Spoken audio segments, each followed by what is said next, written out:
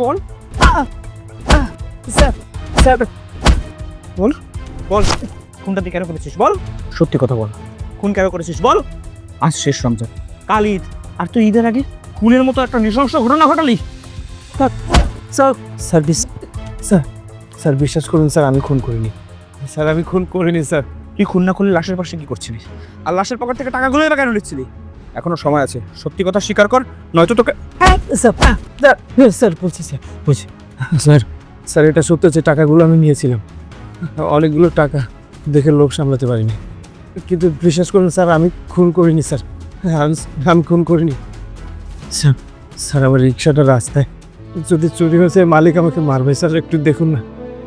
Constable, তুমি এক কাজ করো, ইফতারের টাইম হয়ে গেছে, আমার ইফতারটা দিয়ে বাইরে গিয়ে দেখে আসো রিক্সাটা আছে কিনা। Okay sir.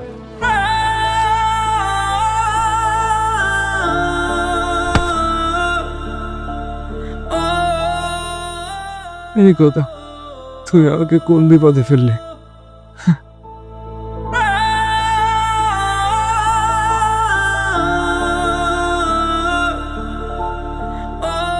আচ্ছা ঠিক আছে, তুমি বাইরে গিয়ে দেখো রিক্সাটা আছে কিনা, আর তুমি বাইরে থেকে ইফতার করে নিও। Okay sir. স্যার আমাকে একটু পানি দিতে বলবেন? না, কোনো পানি পাবি না। তুই যতক্ষণ পর্যন্ত স্বীকার না করবি যে তুই খুনটা কেন করেছিস, ততক্ষণ পর্যন্ত এক ফোঁটাও পানি পাবি না। স্যার পানি চাইছিলাম কারণ আমি রোজা। তোর মতো একটা খুনি রোজা রেখেছে, আর সেটাও আমাকে বিশ্বাস করতে হবে? স্যার বিশ্বাস করেন স্যার, আমি সত্যি বলছি আমি রোজা। আচ্ছা ঠিক আছে, এদিকে আয়।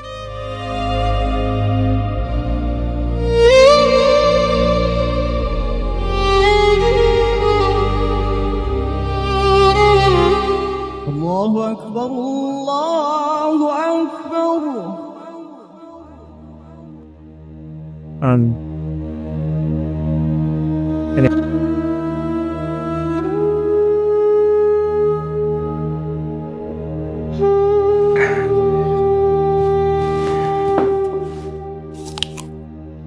আচ্ছা, রোজা যেহেতু রেখেছিস, তাহলে একটা সত্যি কথা বলতো, ওই লোকটার সাথে তোর তো কোনো শত্রুতা ছিল না, তাহলে তুই লোকটাকে কেন খুন করলি? স্যার বিশ্বাস করুন স্যার, আমি খুনটা করিনি স্যার। আচ্ছা, আমি কিছুক্ষণের জন্য ধরে নিলাম যে তুই খুনটা করিস না, তাহলে তুই এই লাশের পাশে কি করছিলি, আর টাকাগুলো বা কেন নিচ্ছিলি তুই? হ্যাঁ, ওভাবে একটা মানুষ রাস্তায় মরে পড়ে আছে, আর তুই তার কাছ থেকে এমনি এমনি টাকা নিবি?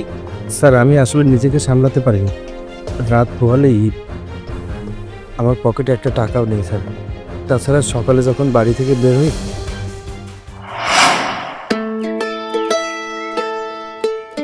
আমি কাজে বেরোচ্ছি। হ্যাঁ শোনো, তুমি দেখো না মহাজনের কাছ থেকে কিছু টাকা ধার নিতে পারো কিনা। মেয়েটা বায়না করে আছে, ওর একটা নতুন জামা লাগবেই, কালকে তো ঈদ। ওদিকে তোমার ভাইও জেদ করে বসে আছে, গরুর মাংস দিয়ে ভাত খাবে। তুমি কিছু একটা করো। হ্যাঁ সব কিছুই তো বুঝতে পারছি, কিন্তু টাকা। বাবা, তুমি কোথায় যাচ্ছ? তুমি কি আমার জন্য নতুন জামা কিনতে যাচ্ছ? হ্যাঁ মা, আমি তোমার জন্য ঈদের নতুন জামা কিনতেই যাচ্ছি। বাবা, তুমি আমার জন্য একটা গোলাপি জামা আনবে। পাশের বাড়ির ময়না আপুর একটা গোলাপি জামা কিনেছে। আচ্ছা ঠিক আছে মা, আমি তোমার জন্য খুব সুন্দর একটা গোলাপি জামা নিয়ে আসবো, যেটা পরলে তোমাকে একদম পরীর মতো লাগবে, ঠিক আছে? আচ্ছা ঠিক আছে বাবা, আমি সবাইকে বলে আসি।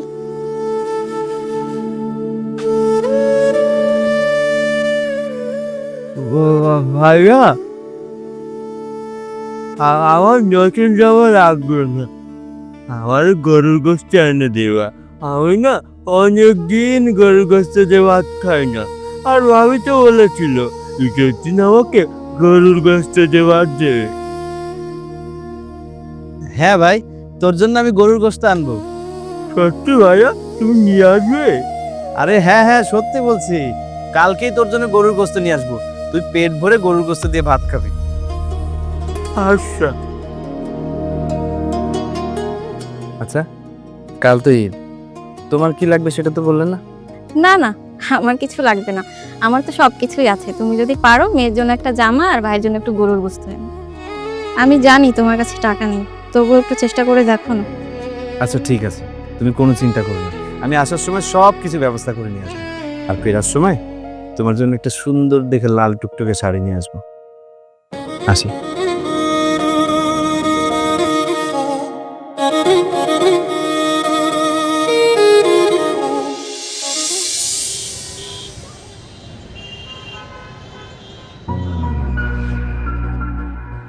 আসসালামু আলাইকুম সাহেব, রিক্সাটা নিতে আসলাম। আজকে শেষ রমজান, কালকে ঈদ, আজকেও দেরি করে আসলি। সকালে দেরি করে আসবি, দিন শেষে বলবি টাকা নেই। সাহেব বাড়ি থেকে বেরোতে একটু দেরি হয়ে গেল। সমস্যা নেই, আমি আজকে রাত পর্যন্ত রিক্সা চালাবো। এক কাজ করি, সাহেবকে টাকার কথাটা এখন বলে ফেলি। সাহেব যদি কিছু টাকা ধার দেয় তাহলে আমার খুব উপকার হবে। সাহেব আপনার সাথে একটু কথা বলার ছিল। কি বলবি দ্রুত বল। ও আচ্ছা, গত 3 দিন হয়ে গেল তুই তো টাকাই দিচ্ছিস না। আগে তুই তোর বকেয়া টাকাগুলো দিবি, তারপর অন্য কথা। ঠিক আছে সাহেব। এই কি বলবি যেন? কিছু না সাহেব। আচ্ছা ঠিক আছে।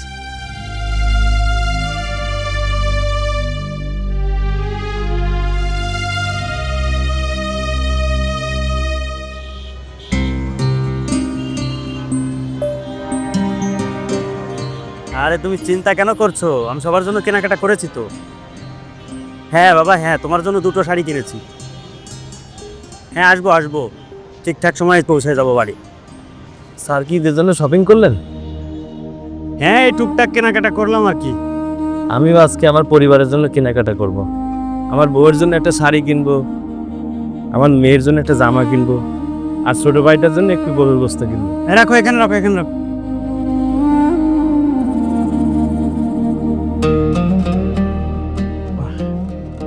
না ভাড়া।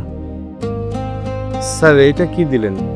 মানে মার্কেট থেকে এই পর্যন্ত 50 টাকা ভাড়া, আমি তোমাকে 50 টাকাই দিয়েছি। হ্যাঁ স্যার, আপনি ঠিক কথাই বলেছেন, 50 টাকাই ভাড়া। কিন্তু স্যার আজকে তো শেষ রমজান, আগামীকাল ঈদ, আমাকে আর 50 টাকা বাড়িয়ে দিন না। হ্যাঁ আজকে শেষ রমজান, আগামীকাল ঈদ, তা তোমাকে আমি কেন 50 টাকা বেশি দিতে যাবো?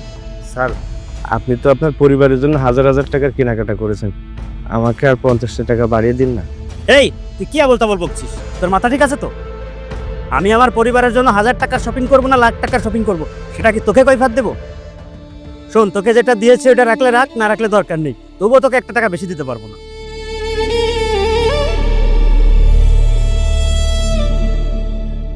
আল্লাহ, আমি এখন কি করব? বাড়িতে সবাই আমার মুখের দিকে তাকিয়ে বসে আছে।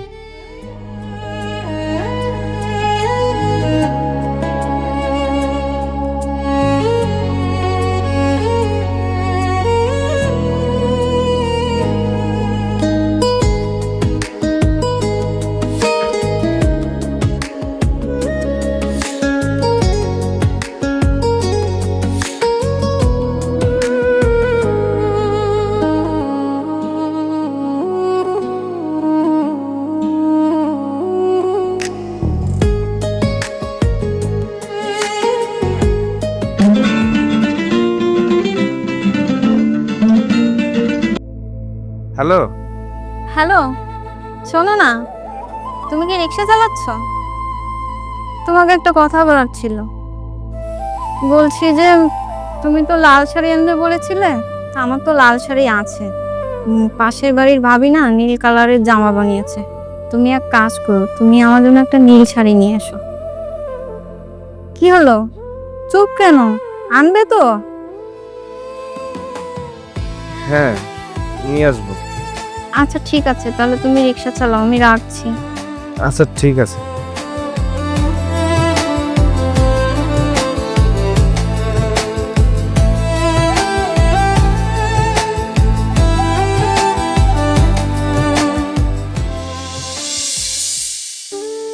সারাদিন হয়ে গেল, বিকাল হতে চলেছে, কিন্তু পকেটে আছে মাত্র কয়েকশো টাকা।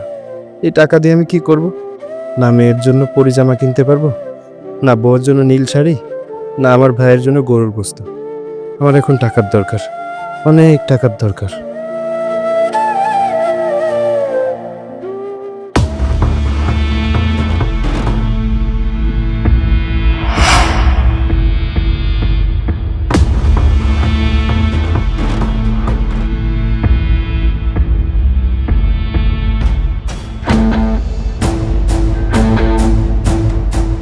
ও ভাই, কি হয়েছে ভাই?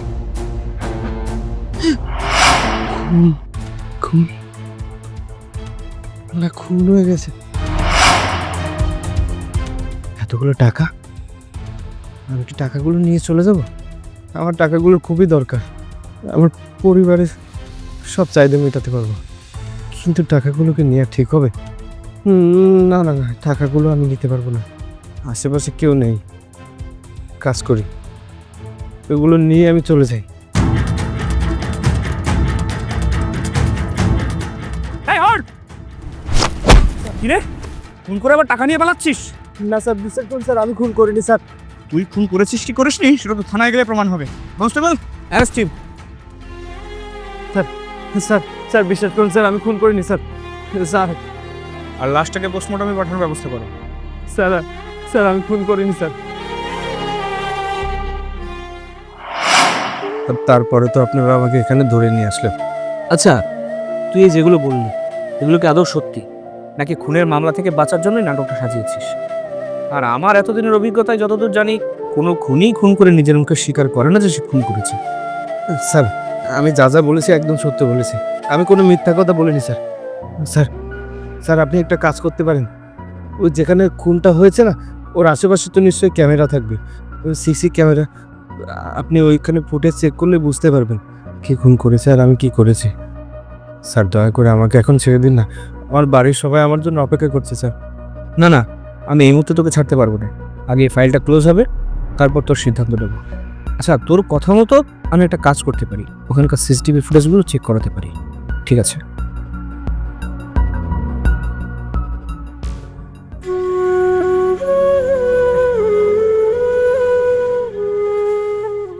আপনার ডায়ালকৃত নম্বরে এই মুহূর্তে সংযোগ প্রদান করা।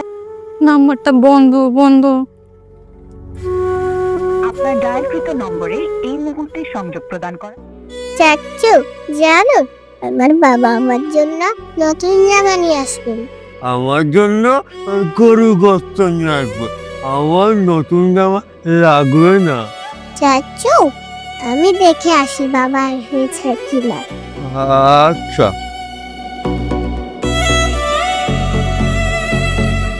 আপনার ডায়ালকৃত নম্বরে। মা, রাত হয়ে গেল, বাবা এখনো আসছেন না কেন? চলে আসবে মা, তুমি যাও চাচুর সাথে গিয়ে খেলা করো। আচ্ছা ঠিক আছে মা।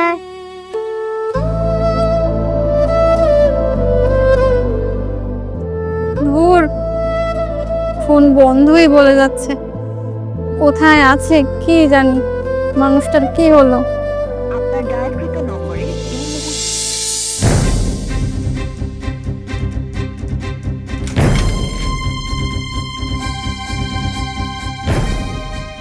স্যার স্যার ওখানকার সিসিটিভি ফুটেজ চেক করে আসছে।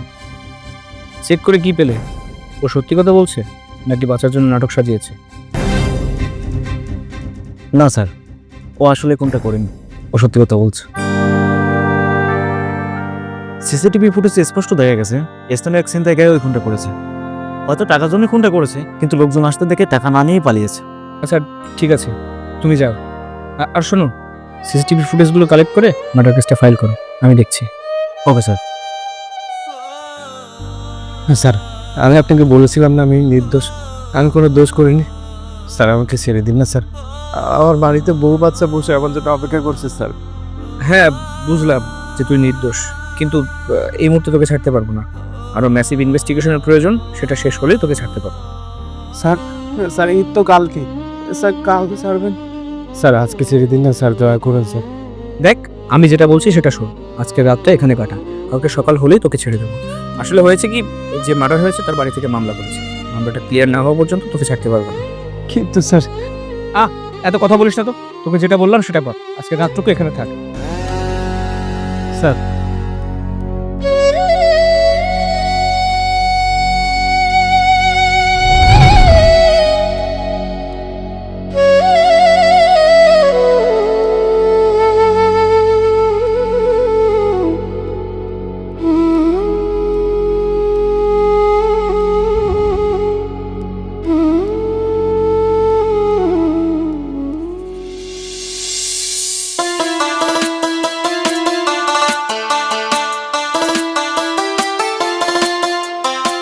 মা, আজকে তো ঈদের দিন, বাবা নতুন জামা নিয়ে আসবেন না?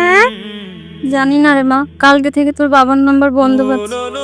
কখন নতুন জামা নিয়ে আসবে আমি কিচ্ছু জানি না।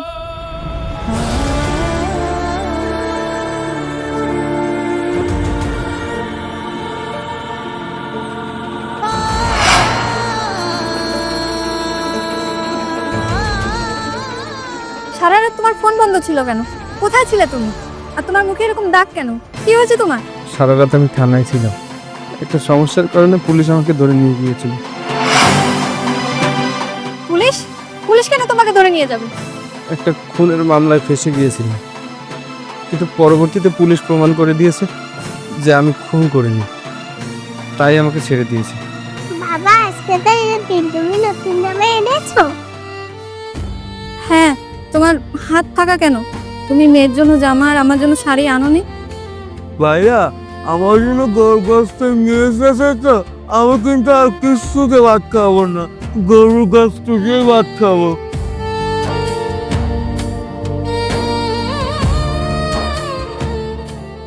কি হলো, চুপ করে আছো কেন? কিছু বলো।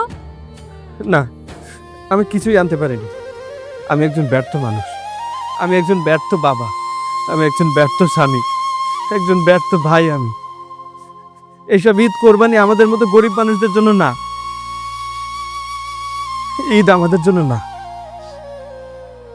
কে বলেছে ঈদ তোমাদের জন্য না? ঈদ ধনী গরিব সবার জন্যই সমান। স্যার, আপনি এখানে? সব কিছু তো প্রমাণ হয়ে গেছে যে আমি খুন করিনি, তারপরেও। আরে না না, আমি এখানে তোমাকে অ্যারেস্ট করতে আসিনি। আমি এসেছি তোমাদের সাথে ঈদের আনন্দটা ভাগাভাগি করে নিতে। তার মানে? মানেটা হলো আমি এসেছি তোমাদের জন্য কিছু ঈদের উপহার নিয়ে। এই নাও, এটা তোমার মেয়ের জন্য গোলাপি জামা। চাচু, তুমি আমার জন্য নতুন জামা এনেছো? হ্যাঁ মামনি। বাবা আমি নতুন জামাটা পরে আসি। এই নাও, এটা তোমার বউয়ের জন্য নীল শাড়ি। আর এখানে তোমার পোশাক আর তোমার ভাইয়ের জন্য বস্তু আছে। তুমি জানো কি বলেছিলে? ঈদের আনন্দ গরিবদের জন্য না। তুমি ভুল বলেছিলে। ঈদ মানে খুশি, ঈদ মানে হাসি। আর এই ঈদের আনন্দ ধনী গরিব সবার জন্য সমান। স্যার, আপনাকে যে কি বলে ধন্যবাদ দেবো আমি বুঝতে পারছি না। কি ব্যাপার দীপ্ত, রাতে তো রিক্সা দিতে গেলে না, পরে জানলাম তুমি থানায় আছো। তুমি ভুল করতে পারো, তাই বলে তো আমি ভুল করতে পারি না। এই দেখো না, ঈদের দিন তোমার বাড়িতে চলে এসেছে। আর হ্যাঁ, তুমি একটা কাজ করো, এই টাকাটা রাখো আর পরিবারের সাথে সুন্দর করে ঈদ করো। তুমি আমার রিক্সা চালাও, মানে তুমি আমার কর্মচারী। তুমি যাতে ঈদটা ভালোভাবে পালন করতে পারো, এটা তো আমারই দেখা উচিত। আপনাদেরকে অসংখ্য ধন্যবাদ। আমি আসলে ভাষায় প্রকাশ করতে পারবো না। আমি এতদিন ভুল ভেবেছিলাম, কিন্তু আজ বুঝতে পেরেছি। আমি ভেবেছিলাম ঈদের আনন্দ গরিবদের জন্য না। ঈদ মানে খুশি, ঈদ মানে আনন্দ। ঈদের আনন্দ তো তখনই পূর্ণতা পায় যখন শুধু ধনীদের ঘরে না, গরিবদের ঘরেরও প্রতিটা মানুষের মুখে হাসি ফোটে।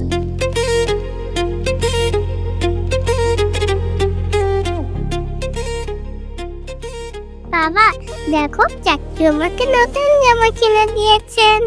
হ্যাঁ মা, তোকে একদম পরীর মতো লাগছে। চাচু তোমাকে অনেক ধন্যবাদ। ভাবি গরুর গোস্ত খাবো না? হ্যাঁ হ্যাঁ, তোমার জন্য গরুর গোশত নিয়ে এসেছি। আজকে তো ঈদের দিন, সবাইকে ঈদ মোবারক। ঈদ মোবারক। ঈদ মোবারক।